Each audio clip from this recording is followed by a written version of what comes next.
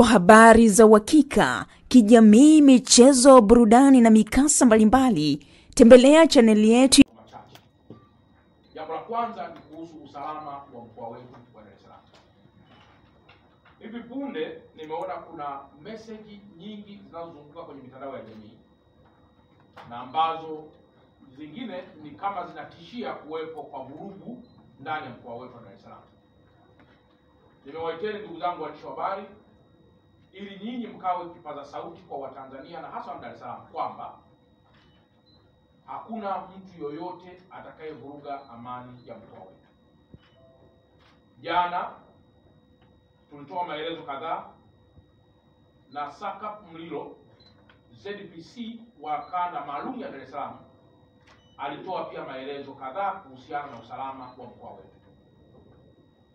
Kwa hiyo kwa mtu yoyote wa chama chochote cha siasa, taasisi yoyote ya dini, taasisi isiyo ya dini, mtu binafsi, shirika au kampuni, hakuna hata mmoja atakayeweza kuvuruga amani ambayo imeshajengwa katika misingi ya uongozi na hasa uongozi bora wa Mheshimiwa Dr. Samia Suluhu Hassan.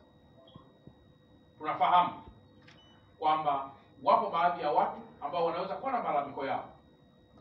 Wazingatie sheria, wazingatie utaratibu wa namna ya kufikisha kwenye vyombo na taasisi zinazohusika na masuala ya malalamiko walionayo.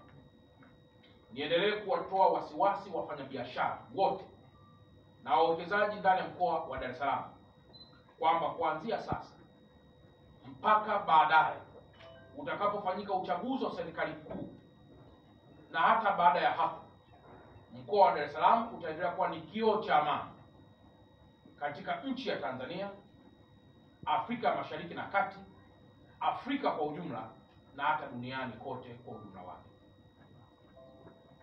Lakini jambo la pili, ndugu zangu wanahabari, tumeona kwamba siku chache zilizopita mvua nyingi zinaendelea kunyesha ndani ya mkoa wetu.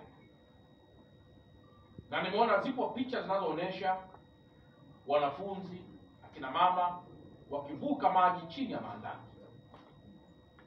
Na pengine picha hizo kuonesha kwamba serikali hakuna kitu chochote ambacho kimekushafanyika.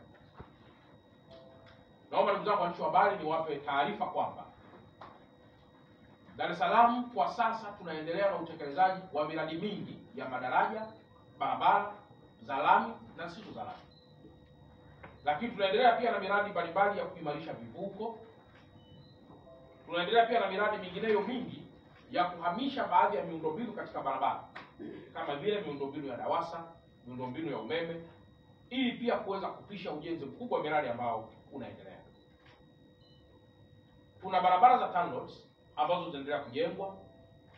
Tuna barabara za TARURA zinaendelea kujengwa. Lakini tuna vyanzo vya mapato mbalimbali vinavyofinance miradi hii. Serikali kama moja wa financer wa miradi hii, wadau wa maendeleo kama vile Benki ya Dunia, kama vile Benki ya Maendeleo ya Afrika, pamoja na wadau wengineo ambao wameendelea kumuunga mkono Mheshimiwa Rais wa Jamhuri ya Muungano wa Tanzania kindakindaki. Jambo la kwanza, ujenzi wa daraja la Jangwani.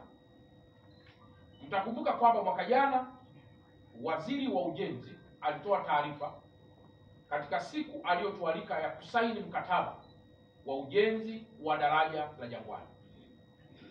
Lakini siku chache zilizopita wananchi kadhaa wamekuwa pia wakipigia simu kwamba daraja linaanza kujengwa. Naomba nitoe taarifa kwamba sasa mkandarasi amekwishaanza kujenga kempu ambapo atatunza vifaa vyake kwa ajili ya kuanza ujenzi wa daraja hilo. Lakini kama mnakumbuka pia daraja hilo lilitolewa ufafanuzi mzuri na Waziri wa Ujenzi. Na sasa Waziri pia wa Ujenzi anaendelea na mikakati ya kuhakikisha kwamba mkandarasi anaanza kazi hiyo haraka kwa mujibu wa taratibu. Na kama mnakumbuka pia alipewa miezi michache, sio zaidi ya miezi karibu 4 au 3 ya kumobilize resources, wakati pia anasubiri kulipwa kitu kinachoitwa advance payment. Kwa ndugu waandishi wa habari, kuhusu daraja la Jangwani, Mheshimiwa Rais wa Jamhuri ya Muungano wa Tanzania amedhamiria kwa dhati kwamba mwaka huu daraja hilo litaanza kujengwa. Na pengine palipo majaliwa hakitakuja tena kuwa kilio na malalamiko makubwa kwa Watanzania wa Dar es Salaam. Sambamba na hili, ndugu zangu waandishi wa habari, kuna miradi mingine mingi ambayo inatekelezwa na TANROADS, zikiwepo barabara za kutoka Kibada Mwasonga si chini ya kilomita 40 ambayo tayari imekwishaanza na mkandarasi yuko site. Barabara hii imelalamikiwa kwa muda mrefu, lakini inatengenezwa kwa si chini ya bilioni 90 au zaidi ya bilioni 90, ambazo zote hizi zinatolewa na serikali ya Jamhuri ya Muungano wa Tanzania kwa mkono wa baraka na heri kwa Mheshimiwa Rais wa Jamhuri ya Muungano wa Tanzania. Nataja tena kuhusiana na Mheshimiwa Rais wa Jamhuri ya Muungano wa Tanzania kwa sababu nimesikiliza kwenye mikutano mingi ya hadhara inayofanywa na viongozi wa vyama vya kisiasa kwamba fedha zinazotumika